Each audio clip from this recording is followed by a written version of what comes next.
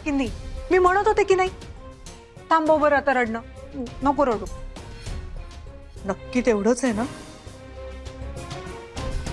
की अजून काही कारण आहे तुझ्या रडण्याचं? हो तेवढंच आहे काकी. आदित्य मला असं बोलेल असं वाटलं नव्हतं मला. सानिया, एका गोष्टीचा तुलाही विचार करायला हवा.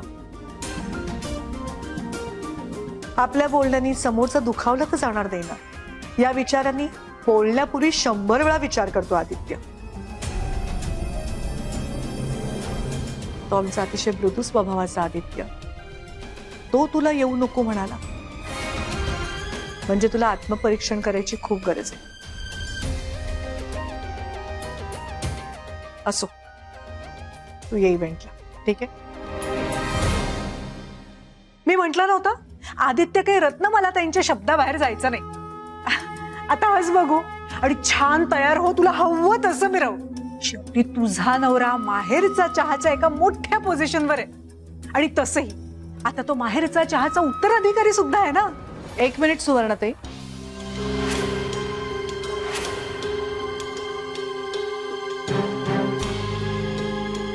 तो माहेरचा चहाचा उत्तराधिकारी आहे असं जाहीर केलंय का मी? केलंय? मग तुम्ही का बोलताय असं? नाही नाही, म्हणजे आदित्य राजवर्धनच्या जागी बसलाय ना, आणि हिला हिला चेअरअप करायला मी म्हटलं, बाकी काही नाही. सुवर्णाताई, बोलताना शब्द नेहमी जपून वापरावेत.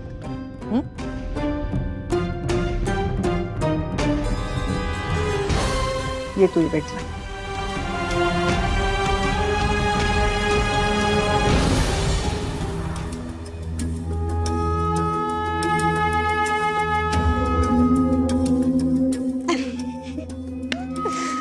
बघितलंस कशी चौताळून अशी वस्कन अंगावर आली आपल्या.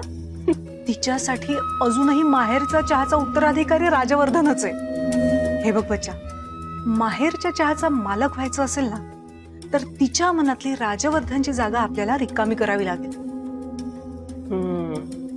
त्यामुळे आता असे छोटे मोठे घोळ घालत बसून नकोस बाई. आणि हो, आता आपल्याला जायचंय वर्धापन दिनाला, त्यामुळे आता मी माझ्यासाठी पण शॉपिंग करणार आहे. कारण माझा जावई तिथे एका मोठ्या पोस्टवर आहे, त्यामुळे मलाही मिरवायला हवा. हे बच्चा, आपण दोघींनी असं मिरवायचं ना की राजवर्धनची कोणाला आठवण सुद्धा येता कामा नये. काय?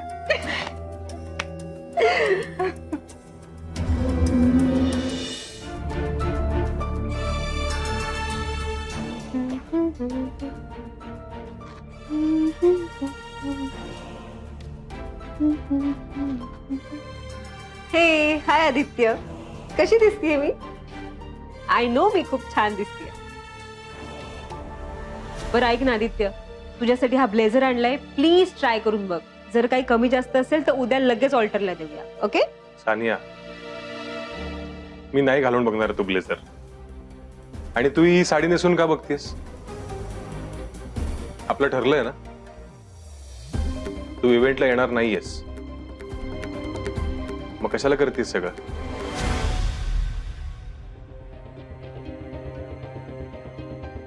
आदित्य, हा म्हणजे मला माहितीये तू मला बोलवलं नाहीच आहेस, पण काय ना, मला स्वतः रत्नमाला काकींनी इन्व्हिटेशन दिलं.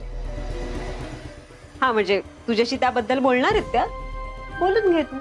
अच्छा, म्हणजे तू काकीकडे माझी कंप्लेंट केली आहेस का? नाही नाही नाही, कंप्लेंट अशी नाही रे. पण कसं आहे ना आदित्य, माझं दुःख जरी नवऱ्याला कळत नसेल ना तरी माझ्या सासूला कळतं असं म्हणायला हरकत नाही.